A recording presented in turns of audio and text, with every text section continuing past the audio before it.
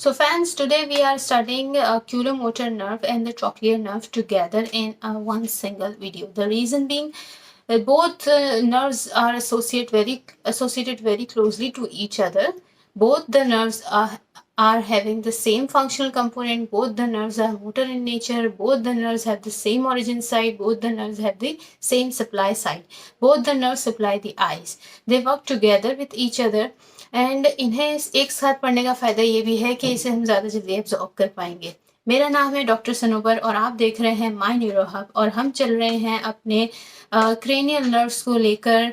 और आज हम चलते हैं अपने वुडन बोर्ड की तरफ जिसमें हम पढ़ेंगे दोनों ऑक्यूलोमोटर और ट्रॉक्लियर नर्व्स। एक बेसिक कॉन्सेप्ट जो है वो रिकॉल करना पड़ेगा जो हमने बैक इन 9-10 पढ़ा होगा मैट्रिकुलेशन या इंटरमीडिएट में। उसमें यह था कि कोई भी इंफॉर्मेशन जो सेंट्रल नर्वस सिस्टम की तरफ आ रही है that information is sensory in nature. ठीक है जी। और कोई भी इंफॉर्मेशन जो सेंट्रल नर्वस सिस्टम के अवे जा रही है that is motor in nature.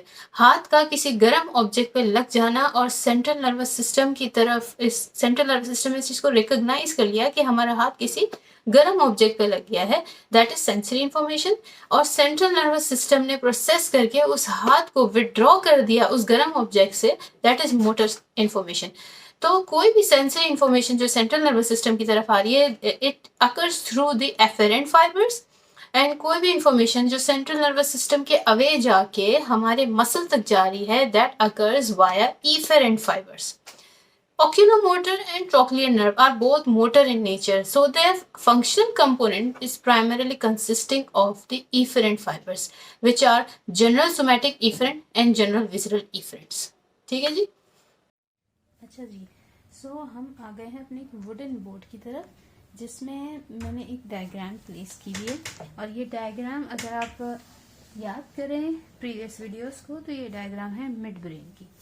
और इसी के नीचे एक ये मैंने डायग्राम बनाई हुई है, एक रफ डायग्राम है। Forget about the labellings, that's why I am not focusing on the labellings.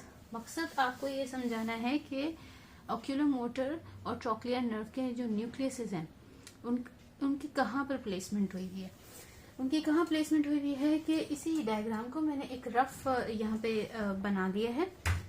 और ये मिड ब्रेन ड्रॉ हुआ हुआ है और ये इसकी सेरेब्रल एक्यूडक्ट है। सेरेब्रल एक्यूडक्ट के अराउंड में यहाँ पे शेडेड सा ग्रे मैटर है और इसके अलावा यहाँ पे ये दो बड़े न्यूक्लियस मौजूद हैं which are slightly red in colour because these are called red nucleus and the nerve fibres present in them are slightly pigment have such a pigment which cast red colour to it, so that's why these are red nucleus. तो इसको मैं label कर देती हूँ कि ये red nucleus है। ठीक है। और जो है वो ये सेरेब्रल एक्यूडक्ट आ गई आपकी। सेरेब्रल एक्यूडक्ट के सराउंडिंग में ये ग्रे मैटर है। इस मिड ब्रेन को ये सेक्शन किया हुआ है। मिड ब्रेन अगर आप देखें तो ब्रेन स्टेम के पोस्टीरियरली, ब्रेन स्टेम का ये पोस्टीरियर व्यू है और यहाँ पे सेरेब्रम भी थोड़ा सा नजर आ रहा है। ये मिड ब्रेन है, ये पॉन्स है बीच में और यहाँ पे मेडुला है। ये पोस्टीरियर व्यू उसका दिखाया गया है। तो ये जो पार्ट है मिड ब्रेन का कॉलिक्यूलस बने हुए, ये सुपीरियर कॉलिक्यूलस है और नीचे वाला पार्ट इंफीरियर कॉलिक्यूलस है। सुपीरियर कॉलिक्यूलस विजुअल में उसका फंक्शन था और इंफीरियर कॉलिक्यूलस का जो है वो हियरिंग के अंदर फंक्शन आ रहा था। ठीक है जी। तो ये था इसके बाहर की साइड से। जब इसको सेक्शन किया है तो मिड ब्रेन ऐसे नजर आता है। तो सेक्शन में ये वाली साइड इसकी पोस्टीरियर साइड है और ये वाली साइड इसकी एंटीरियर साइड है। ओके, अब ये इसके पेडंकल्स हैं। ठीक है, ये एक रफ डायग्राम हो गई। नाउ जो सेरेब्रल एक्यूडक्ट है इसके सराउंडिंग में जो ग्रे मैटर है, इस ग्रे मैटर के एंटीरियर साइड पे, इस ग्रे मैटर के मोस्ट एंटीरियर साइड पे यहाँ पे ये जो डॉट बना हुआ है this is oculomotor, main oculomotor nucleus. ठीक है, this is main oculomotor nucleus. इसको मैं लिख देती हूँ, लेबल कर देती हूँ। ये मेन ऑक्यूलोमोटर न्यूक्लियस है और इसके स्लाइड पोस्टीरियरली, ये एंटीरियर साइड है ना, तो एंटीरियर पे मेन ऑक्यूलोमोटर न्यूक्लियस, और इसके मेन ऑक्यूलोमोटर न्यूक्लियस के स्लाइड पोस्टीरियरली इसी ग्रे मैटर के अंदर यहाँ पे ऑक्यूलोमोटर न्यूक्लियस का पैरासिम्पैथेटिक न्यूक्लियस मौजूद है, विच इज कॉल्ड एडिंगर वेस्पाल न्यूक्लियस। ठीक है जी। अच्छा, अब इसी मेन ऑक्यूलोमोटर के इंफीरियरली, इस डायग्राम में मैंने ये ड्रॉ इसीलिए नहीं किया ताकि मैं इसकी पोजीशन बता सकूं, इसके जस्ट इंफीरियरली इस साइड पे यहाँ पे जो न्यूक्लियस मौजूद है, this is trochlear nerve nucleus. ठीक है, ये ट्रॉक्लियर न्यूक्लियस हो गया, ये इतना क्लोजली एसोसिएटेड है।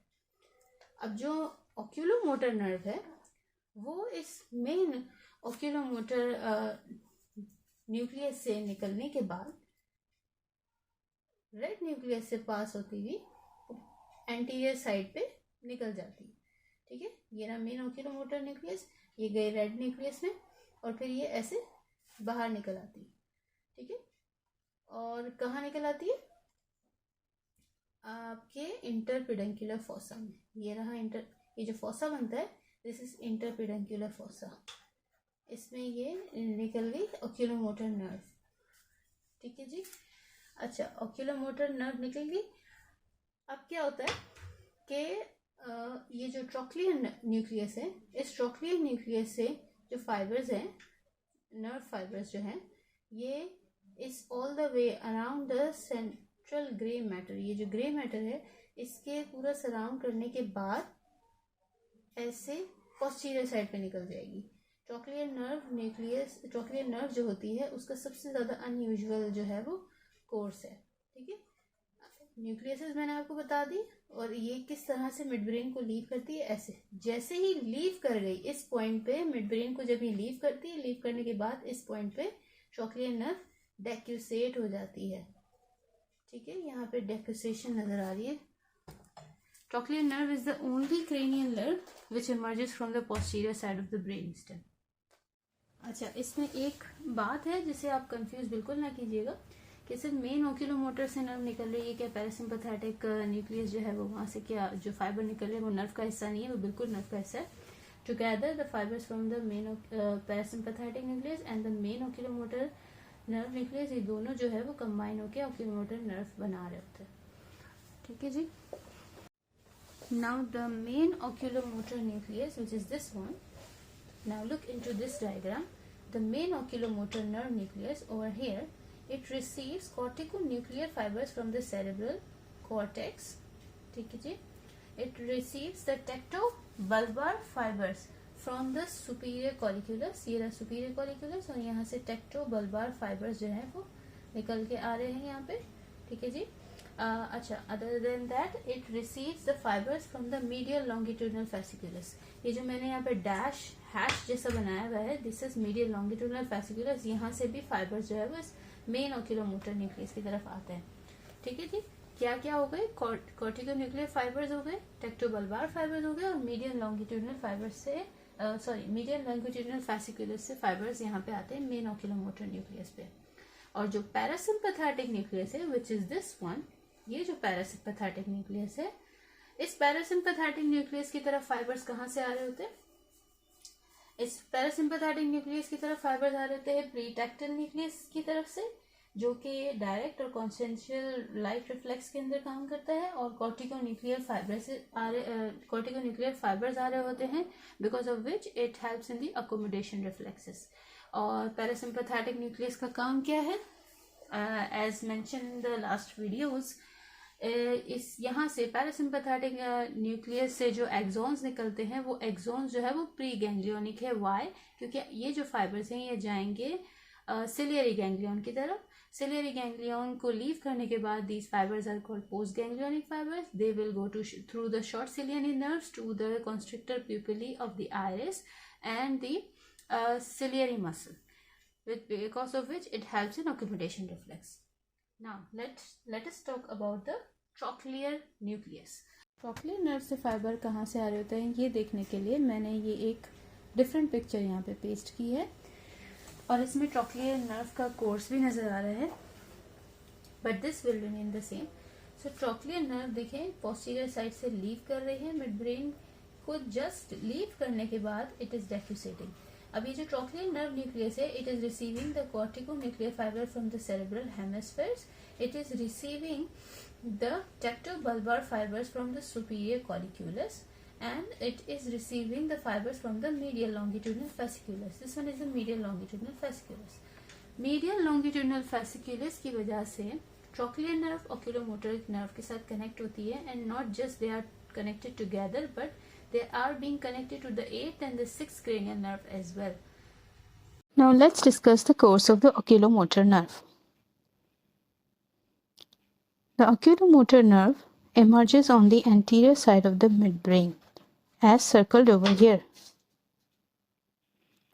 From that, it passes between the posterior cerebellar and superior cerebellar arteries into the middle cranial fossa. In the middle cranial fossa, it divides into two rami, the superior ramus and the inferior ramus, as circled over here. And then it passes through the superior orbital fissure to enter into the eye.